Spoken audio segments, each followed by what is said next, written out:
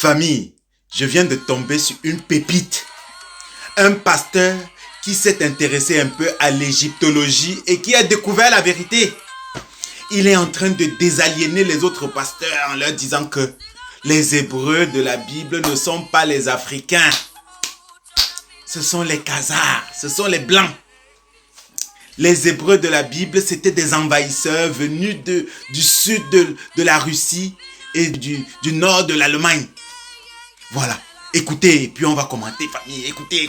Dans les hiéroglyphes, il a fallu que je lise ça pour que ça là me dise que en hiéroglyphe, toutes les écritures que vous voyez dans les différentes pyramides, ça s'appelait en égyptien ancien le Medouneker.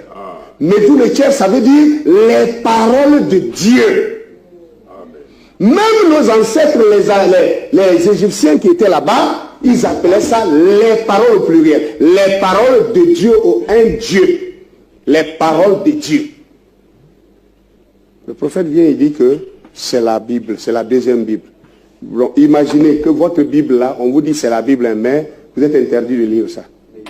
Nous sommes à un âge où tout doit se dévoiler. Les fidèles, c'est vous qui encouragez nos mensonges. Si vous savez ce que vous venez chercher dans la maison de Dieu, les gens vont déposer des ministères bientôt. Ils vont retourner chercher travail. Arthur Koestler a écrit un livre et il a prouvé que ceux qui sont en Palestine là-bas ne sont pas des Hébreux, qu'ils n'ont aucune goutte de sang des Hébreux.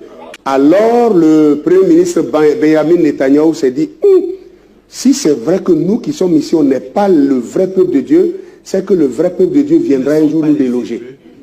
Donc nous devons chercher à retourner d'où on vient. Parce que Arthur Koestler leur a montré que leur pays de provenance, c'était la Khazarie. La Khazarie, c'est au sud de la Russie. Comment Dieu est noir. Quelle est la clé dans la Bible qui nous montre que Dieu est noir? Malheureusement, il se base toujours sur la Bible. Déjà, Moïse, si lui il a été caché chez Pharaon, ça c'est trop simple. Hein? Les pharaons antiques étaient noirs, vous savez ça. On vient de projeter pour ceux qui sont venus plus tôt. Les pharaons, au temps antique, l'Égypte antique, c'était des noirs, c'était pas des blancs. Ceux qu'on voit ici qui habitent l'Égypte actuellement, ils sont arrivés seulement au 7e siècle. 630. À moins qu'on soit nul à l'école pour contester ça. Or, il y a trop de preuves. Job dit que moi je suis noir, je marche, ma peau est noircie. Job 30, versets 28 et 30. Job dit, moi je marche noirci, mais non pas par le soleil. Alors, s'il dit qu'il est noirci, il marche noirci, mais non par le soleil, ça veut dire quoi? Qu'il est né naturellement noir. Job est avant Abraham. Parce que Job dit, je voudrais que mes paroles soient écrites dans un livre. Je voudrais qu'elles soient gravées avec un marteau et du burin dans du roc. Où est-ce que sur la terre ici la parole de Dieu a jamais été gravée dans du roc? Vous savez, non? Dans les pyramides. Et le prophète nous dit que Dieu a écrit 3 Bibles. La première, c'est le zodiaque, la deuxième, c'est les pyramides, et la troisième, c'est celle qu'on a ici. Et les gens nous disent que quand moi je lis les livres d'égyptologues, non, j'ai pas le droit. Une Bible qu'on t'interdit de lire. Continue de lire. Ça te dit rien. Lui il dit que c'est la Bible. Continue de lire. Dans les hiéroglyphes, il a fallu que je lise ça. Pour que ça là me dise que en hiéroglyphes, toutes les écritures que vous voyez dans les différentes pyramides, ça s'appelait en égyptien ancien le Medouneker. Medouneker, ça veut dire les paroles de Dieu. Même nos ancêtres, les Égyptiens qui étaient là-bas, ils appelaient ça les paroles au pluriel. Les paroles de Dieu au un Dieu. Le prophète vient et dit que c'est la Bible, c'est la deuxième Bible.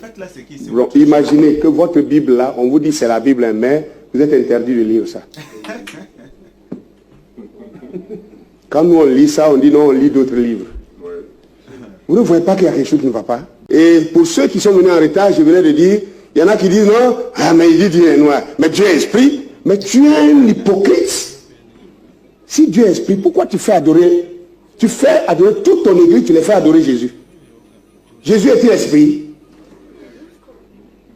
Donc, voilà une preuve claire que le peuple hébreu n'a jamais été blanc. Le président, l'ex-président égyptien, le premier président égyptien, je crois, Nasser, Gamal El Nasser. Gamal El Nasser fait un discours à la télévision égyptienne lorsque les juifs, les faux juifs, les falachas, les ashkenazes revenaient pour s'asseoir sur ce territoire-là pour dire que c'est eux qui sont juifs. Gamal El Nasser fait le discours, il dit, nous les Arabes, nous ne vous accepterons jamais parce que vous, les Juifs, vous êtes partis d'ici étant noirs et vous revenez blancs. C'est un discours qui est sur YouTube. C'est sur Internet. Les gens ne s'informent pas et veulent attaquer ce qu'ils ne connaissent pas. Ce que je dis là, c'est la science qui le dit. La science dit que la race noire est une race multigénétique. Multigénétique, ça veut dire qu'un couple noir peut mettre au monde un enfant complètement blanc. On se ment à nous-mêmes. Quand on est couché sur nos lits à la maison après avoir menti à l'église pendant 3 heures de prédication, mentant aux gens. Tu es sauvé, tu es sauvé, tu es sauvé, tu es sauvé. On revient à la maison, on se couche sur notre lit, on commence à s'interroger. Eh, moi-même là, est-ce que je vais aller au ciel? Pourquoi on est comme ça? Pourquoi? Que chacun me dise qu'il n'a jamais pensé à ça. Qu'est-ce qui nous arrive? C'est parce qu'on refuse d'affronter la vérité. Merci. Parce que la vérité va bousiller la religion que tu as prêchée pendant des années. La vérité va casser le système que tu avais mis en place pendant des années. Et les gens que tu as endoctrinés pendant des années risquent de te prendre pour un faux. C'est ce que nous pensons. Mais je vous dis, les véritables fils de Dieu, même si tu as prêché pendant 20 ans, tu as prêché pendant 50 ans du faux, le jour où tu as aperçu la vérité et que tu es humble, que tu as le courage de venir vers eux pour dire je m'excuse, je ne suis pas Dieu, je ne suis que son serviteur. Les choses que j'avais dites là, je croyais que c'était ça, mais ce n'est pas la vérité. Pardonnez-moi, voici la vérité. Je vous assure, les enfants de la vérité vont vous considérer plus que jamais. Bravo. Si ce n'est pas la religion, pourquoi vous êtes contre ce que je dis maintenant? Merci. Parce que moi j'ai des preuves écrites, j'ai des preuves historiques. Maintenant, toi qui me combats là, tu as quoi? Si ce n'est pas ta religion, ton dogmatisme. Vous avez écouté? Vous avez écouté? Bon, famille, tout religieux qui va avoir le courage de s'intéresser à l'égyptologie va sortir de la religion. Que ce soit un pasteur, un imam, ou même, je vais même aller à la source. Comment on appelle le pasteur des juifs? Un rabbin.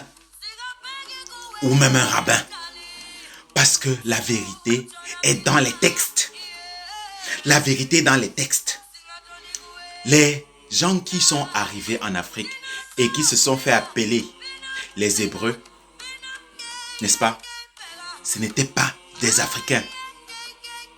Les Hyksos au XVIe siècle avant notre ère et ceux qui sont devenus les Hébreux plus de 7 siècles plus tard, vers le 9e, 8e siècle avant notre ère, n'est-ce pas? C'est ces gens-là qui étaient des colons. Ils sont venus à Canaan. Ils ont chassé les Africains qui vivaient là. Canaan était un territoire africain jusqu'au 12e siècle. Ils ont été chassés par les Phéniciens, les Philistins. Et après, un peuple est arrivé, dit qu'il s'appelait les Hébreux. Et ils ont commencé à écrire ce qu'on appelle la Torah en se basant sur des textes que leurs ancêtres avaient volés. Ce pasteur est sur le bon chemin. J'espère qu'il va continuer ses recherches. Nous allons faire des recherches sur lui pour publier ce qu'il est devenu, ce qu'il en est devenu de ses trouvailles. Et on se retrouve dans les commentaires. Haché, haché, Haché.